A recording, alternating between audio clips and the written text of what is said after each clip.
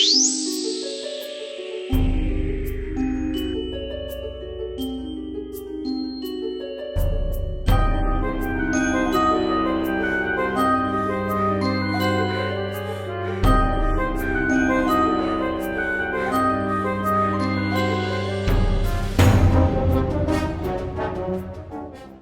guys, it's Jamie. Welcome back to my channel. Today, you are actually not going to be seeing my face. You are going to be seeing my hand/wrist region because I'm going to be showing you guys how to create, are you ready for this? A slashed off hand. Oh my god, this is probably the grossest tutorial that I have ever done, but I am so excited about it because it is just so gross and gory and so perfect for Halloween, and I am literally obsessed. So I have just really been learning a ton about special effects in the past 2 weeks. I bought a bunch of special effects stuff, so I decided that I would create a special effects tutorial for you guys, and this is what I came up with. So I'm going to be showing you guys how to create really cool, realistic looking scars. So this is a scar that you could pretty much put anywhere on your body. I think it looks really cool on the hand because if you put it all the way around your wrist, it will look like somebody literally chopped your hand off and sewed it back together. It's a really cool effect, and I think it's perfect for Halloween. Don't forget to let me know what you guys think of this tutorial. If you like this type of stuff, what other type of Halloween tutorials would you like to see from me, because I would love to know. Of course, like this video if you end up enjoying it. I know there's something very different for me, but I really hope you guys like it. And of course, subscribe to my channel for more videos like this. Now, without further ado, let's get into the tutorial. Woo! Alright, so first things first, I'm going to grab some spirit gum, and this is the Graftobian spirit gum, and I'm just going to apply this in the area that I want my scar to be. So that is going to be right around my wrist because I sort of want my wrist to look detached and then put back together. So that is the effect that we're going for today. And then once you apply spirit gum, you want to make sure to tap it in order to activate it. So once you start tapping it and it starts to feel sticky, then that means it's activated and it's ready to use. If you do not tap it, the spirit gum will not work, and whatever you put on top of it will just slide right off. So you do not forget this step. So as you can see, it literally pulls out my skin when I tap it, and that's when you know it's ready. Next, you want to take some modeling wax. This is the Graftobian modeling wax, and just take out a nice big chunk of it, something around the size of this. But before you start to handle it, you want to take some makeup remover, and then you just want to dip your fingers in there so that it's easier to handle. When you're handling modeling wax, it usually gets very sticky, of course, and it's hard to handle. So if you have some makeup remover on your fingers, it becomes slippery and it just doesn't stick right to you, so it's perfect.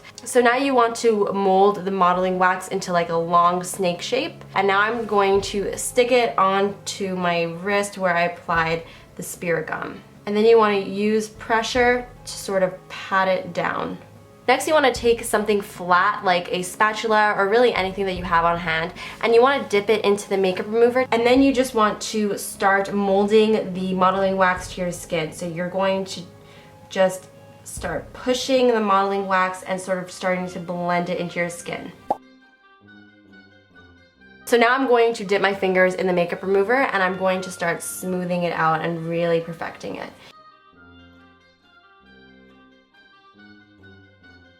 And then once you're done, you should have something that looks like this. Obviously, you could make a scar literally anywhere in your body, and you can make it as big or as small as you want, but this is sort of what it should look like as far as like how it should be blended into the skin and all that jazz. But once again, it's all about that personal preference. So now it's time to create the actual wound. So I'm going to take my spatula. You could really use anything of your choice, and I'm just going to create a slit inside the wound.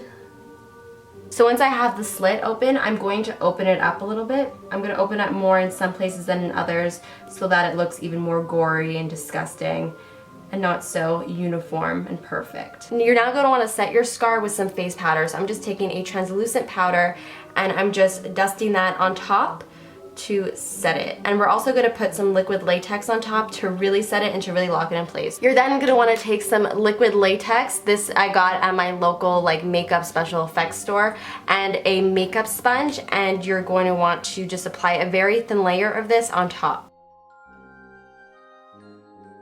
So I messed up and I actually was not recording when I applied the latex to my wrist, and it was also not recording when I applied the blood. But all I did, it's very simple. You just want to take your latex on a makeup sponge and just put a thin layer on top of the wound and then let that completely dry. And then all I did was apply some blood paste inside the actual wound. And now I'm going to go in with some scab gel and apply it in the deeper parts of the wound to give it some more dimension. So sorry about that, guys. I'm so upset. But anyways, let's continue. Place it in the wound to give it some more dimension. So it should look something like that. Everybody's is gonna look a little bit different, but you get the point. I'm now gonna go into my Skin Illustrator palette. This is the starter palette, and I'm also taking 99% alcohol. You need 99% alcohol in order to use this, since they are alcohol activated palettes. And now I'm gonna take my Cosmetic sponge and some tweezers, and I'm gonna start ripping out chunks of the sponge in order to get a nice texture to it. That way when I apply it to my skin, it's not gonna be like just a block of red. Because right now I want to create like sort of like an irritated, bruisey sort of thing going around the wound. So I'm just going to dip my sponge into the paint, and then I'm going to start dabbing that around the wound. And in order to sort of cancel out this whiteness over here, I'm actually going to go in with Natural No. 1 and mix it a little bit with Bamboo No. 1 just to sort of get a skin tone color. And I'm just going to place that on top like so. Scars are normally lighter than the skin anyways, but I don't want it to be such a huge contrast that it just looks completely fake. And once you're done, you should have something that looks like this. So now I'm going to go back in with the blood and sort of retouch that.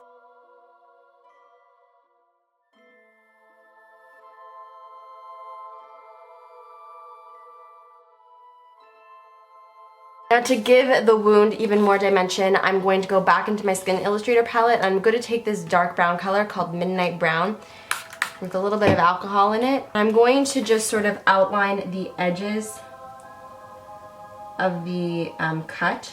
And I'm going to mix it a little bit with the red. So now it's time to create the stitches, and they are a lot easier to make than you would think. So I'm just taking normal sewing thread, and I'm just going to cut off a bunch of different pieces at various sizes. So you want to take some of your spirit gum and just apply it in the areas that you want to apply your stitches. So you may want to do this like a few at a time so that you know where you want to apply it. So I'm going to apply it over here first. And once again, do not forget to tap it. You could take the back of your brush to start tapping spirit gum to get it sticky. And you want to apply your stitches. And you could apply them in many different ways. You could either apply them straight across. You could apply some crisscross. I think the messier they look, the better.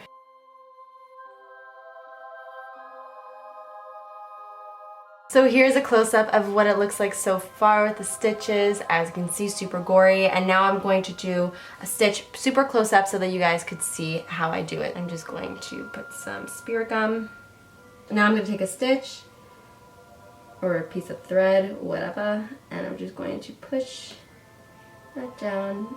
And now for some finishing touches, I'm going to grab a little bit more of my blood paste and just apply that like at the base of the stitches like that, so that it looks like it was bloody or something. I don't know. So this is what it looks like when it's done, and I'm telling you, this will freak people out on Halloween because it totally looks real and it totally looks like somebody, I don't know, cut your hand off or something. Now for the sake of the tutorial, I'm actually not going to continue it all the way around my wrist. Really simulate the effect that somebody just, I don't know, chopped your wrist off. Then you could definitely continue this all around your wrist and it will freak people out because it will look so real. So that is pretty much it for my first special effects tutorial. I really hope you guys enjoyed this. Once again, I am not a special effects expert. I have just been really interested in it and have just been teaching myself. So this is all a lot of self-taught techniques over here, plus some YouTube videos that I watched. And I really just wanted to show you guys the techniques that I learned today. And I really hope that you guys enjoyed it and that maybe you'll try it out for Halloween. And I promise if you do,